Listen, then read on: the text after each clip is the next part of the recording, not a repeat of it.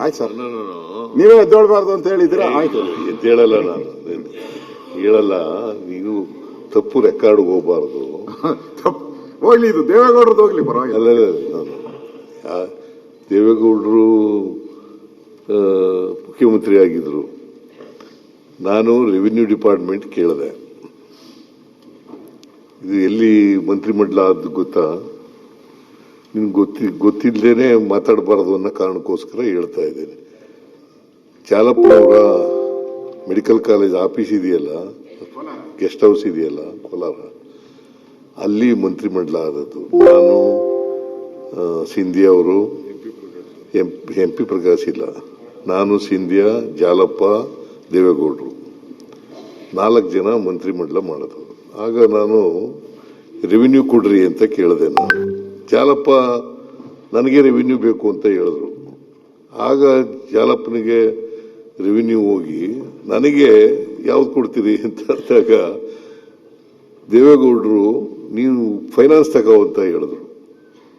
ನಾನು ಫೈನಾನ್ಸ್ ಬೇಡಪ್ಪ ಅಂತಂತೆ ದೇವೇಗೌಡರಿಗೆ.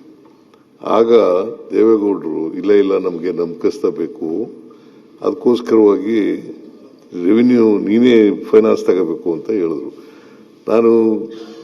ನನಗೆ ಅರ್ಥಶಾಸ್ತ್ರಜ್ಞ ಗೊತ್ತೂ ಇಲ್ಲ, ಮತ್ತೆ ಎಕನಾಮಿಕ್ಸ್ ಓದಿಲ್ಲ, ನಾನು ಎಂಥದ್ದು ಇಲ್ಲ, ಬೇಡ ಅಂತಂದೆ. ಆಗ ದೇವೇಗೌಡರು ಬಲಾತ್ಕಾರ ಮಾಡಿ ನನಗೆ ಕೊಟ್ಟದು.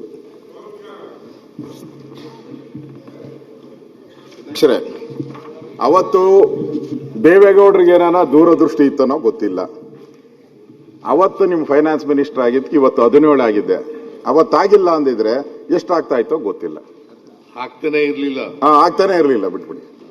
ಅಷ್ಟಕ್ಕಾದ್ರೂ ಅವ್ರಿಗೊಂದು ಧನ್ಯವಾದ ಹೇಳ್ಬಿಡಿ. ನಾನಲ್ಲ, ನೀವ್ ಹೇಳಿ, ನನಗ್ ಬೇಕಾಗ. ಸನ್ಮಾನ್ಯ ಅಧ್ಯಕ್ಷರೇ,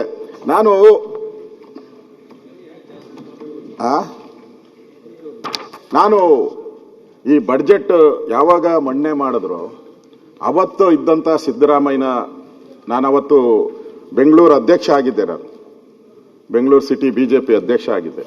ಅವತ್ತು ಪತ್ರಿಕೆಯಲ್ಲೆಲ್ಲ ನೋಡಿದೆ. ಅವತ್ತಿನ ಸಿದ್ದರಾಮಯ್ಯನವರ ಕಳೆ, ಒಂದು ತುಡಿತ